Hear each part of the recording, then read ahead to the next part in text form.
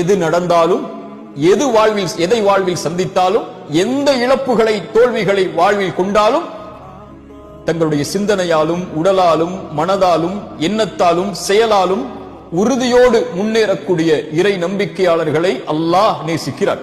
சுப்ஹானல்லாஹ். தங்களுடைய வாழ்வில் அவர்கள் எதையும் பார்ப்பார்கள். நோயை பார்ப்பார்கள், செல்வத்தின் இழப்பை பார்ப்பார்கள், விரும்பியது நடக்காததை பார்ப்பார்கள், தொழிலில் தோல்வியை பார்ப்பார்கள்.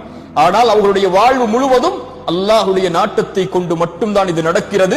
நான் இறை நம்பிக்கையாளன், நான் கவலை கொள்ளக்கூடாது. குர்ஆன் சொல்லுகிறது, இறை நம்பிக்கையாளன் ஒருபோதும் கவலை கொள்ள மாட்டான். கவலை ஷைத்தானுடையது. கவலையை கொண்டு ஷைத்தான் உள்ளத்தை உடைப்பான், அல்லாஹ்வை விட்டு அவனை தூரமாக்குவான்.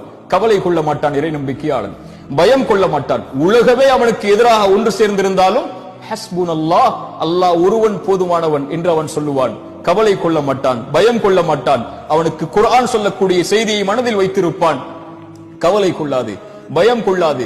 அன்துமுல் அலௌன இன் குன்தும் முஃமினீன், நீங்கள் தான் உயர்ந்தவர்கள் முஃமின்களாக வாழ்ந்தால்.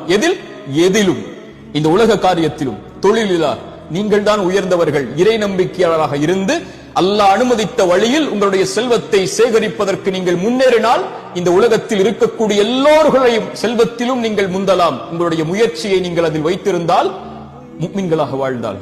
விளையாட்டிலா, தொழிலிலா, கல்வியிலா அல்லது இந்த உலகத்துடைய எந்த காரியத்திலும் அடுக்கிக் கொண்டே போகுங்கள். நீங்கள் முன்னால் வந்தால்தான் நீங்கள் இறை நம்பிக்கையாளர்கள். ஏன்? நீங்கள் உறுதியோடு அல்லாஹுடைய நம்பிக்கையை உள்ளத்தில் வைத்திருப்பவர்கள். எல்லோர்களை விடவும் நீங்கள்